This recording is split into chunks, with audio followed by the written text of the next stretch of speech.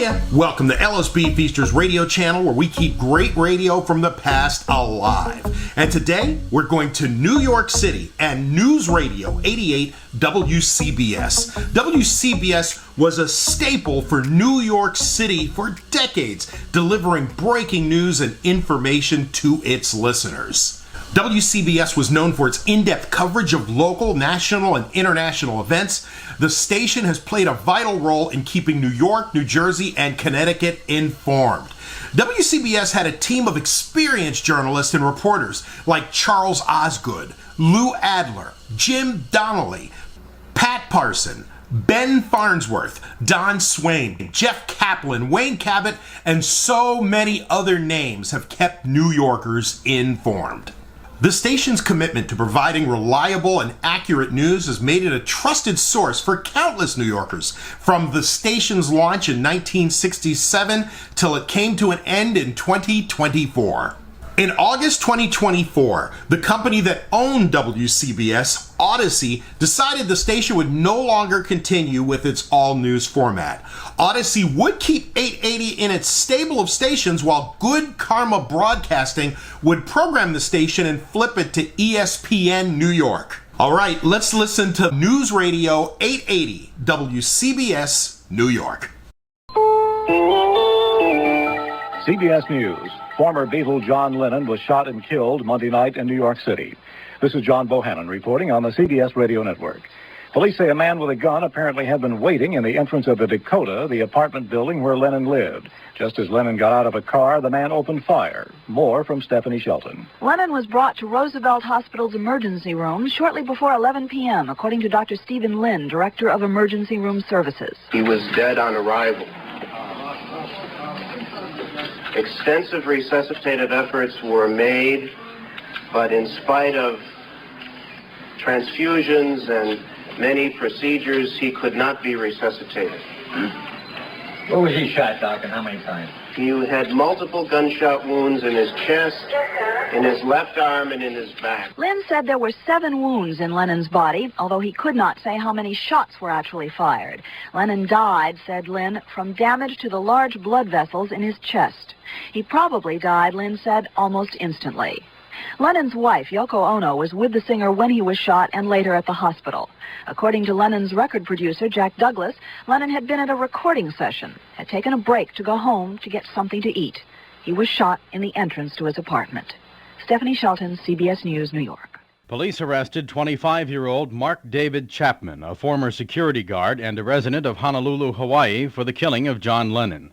Chapman had apparently been around New York for about a week, staying first at a Y, then at a local hotel. He had been hanging around the Dakota, the apartment building in which Lennon and his wife, Yoko Ono, live, all week long. Yesterday afternoon, Chapman apparently had Lennon autograph an album for him as Lennon headed out to a recording session. Lennon and his wife were returning from that session to eat, and Chapman was waiting for him. Chief of Detectives James Sullivan says Lennon and his wife emerged from a limousine and were walking into the apartment building through an archway. To the right, as you walk in the archway area, is kind of a vestibule, which has a doorway, a glass doorway. This individual, Mr. Chapman, came up behind him and called to him, "Mr. Lennon," as he arrived at that doorway. And then, in a combat stance, he emptied the Charter Arms .38 caliber gun that he had with him and shot John Lennon. Lennon then staggered up a half-dozen steps and was heard to utter the words, "I'm shot." He collapsed face down on the floor. Suspect Chapman dropped his gun and stood waiting for police. He was arrested, and Lennon was rushed in a police radio car to Roosevelt Hospital, where doctors said he was dead on arrival. This is Rich Lamb. Mark David Chapman is in Bellevue Hospital now for psychiatric examination. Since his arrest at the Dakota after the shooting with the murder weapon in his possession, Assistant DA Kim Hogrefe has said Chapman has been calm, confident, and rational. The Assistant DA said Chapman admitted coming to New York from Hawaii on borrowed money just to execute former Beatle John Lennon. Chapman's court-appointed attorney, Herbert Adler, said yes, Chapman did the shooting, but the question is motive. He disagrees with the DA's assessment that it was a calculated act. It could also be that he's nutty as a fruitcake. What did Chapman say to you? I have no opinion one way or another. I wasn't there. I'm only trying to protect his rights the best way I know how, and the only way I can do that at this point is to have this guy evaluated psychiatrically. Did you get any clue as to motive why he did it? He talked to you about Lennon, apparently. No. What did he say about John Lennon? He likes him very much. He admired him very much. He admired all the Beatles very much. Despite some confusion in the DA's office on Chapman's background, it turned out he has no known criminal record, but he does have a psychiatric history involving suicide attempts. This is Irene Cornell. While Mayor Koch said he mourns John Lennon, he also felt called upon to defend New York City. He was asked about a statement in a London newspaper that says the murder is a reflection of life in New York City and the United States in general, where easy possession of guns has created monsters. The mayor said when someone is bent on killing someone of the international stature of John Lennon, it could happen in any city. Of Lennon himself, Mayor Koch said this. Well, John Lennon affected profoundly a whole generation, and his music and that created by his colleagues known as the Beatles was worldwide in its impact. He was an international figure, and New York City became his home, and we were very proud of that. Every death by violence is a trauma to society, and the death of someone of John Lennon's stature intensifies that drama, and obviously we have to all mourn his loss. Mayor Koch on John Lennon. This is Irene Cornell.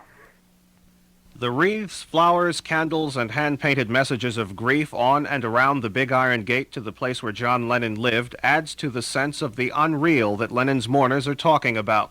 They speak in hushed tones, some at times singing, others at times listening in silence to the non-stop musical tribute on portable radios dispersed throughout the crowd.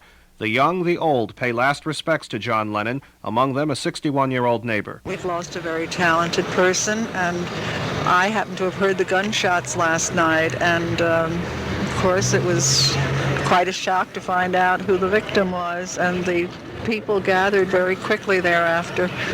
And I think it's a tribute to how they feel about him, that they're so orderly, quiet, there's very little exhibitionism. These people, I think, are really grieved.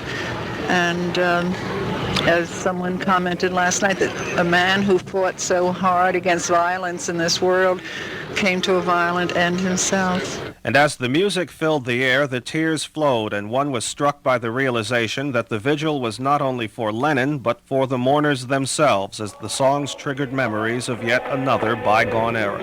This is Steve Reed.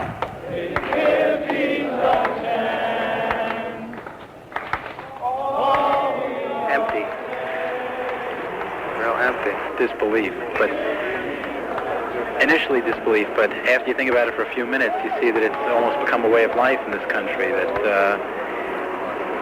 there's no value for life anymore. Just couldn't believe that an ex-Beatle like John Lennon was just killed so, no cause, just like that. That's a loss. Deep loss. We live down the block, and we just thought we'd like to be here with everybody else. We're kind of keeping vigil.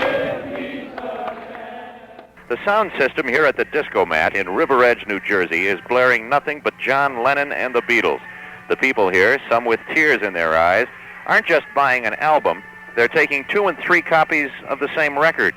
The average sale is about $40, and it's all Beatles. 18-year-old Mike Korazinski borrowed my pen to add up the cost of all the Beatles albums he wanted. He only had $45 on him and had to put one back. It doesn't seem appropriate at this time to go out and be purchasing John Lennon albums or Beatles albums. It's almost, I don't know, it doesn't feel right. Because it's, why? It's like something that the record companies are just going to make money off of, or it's going to be a big hype for a while and people run out and buy Beatles albums and feel nostalgic, and I don't know. But I guess that's okay to feel that way. One 23-year-old told me that he couldn't identify with the assassination of President John F. Kennedy because he was too young. But now that Lennon has been shot down, he says he understands the rage. In River Edge, New Jersey, I'm Ben Farnsworth.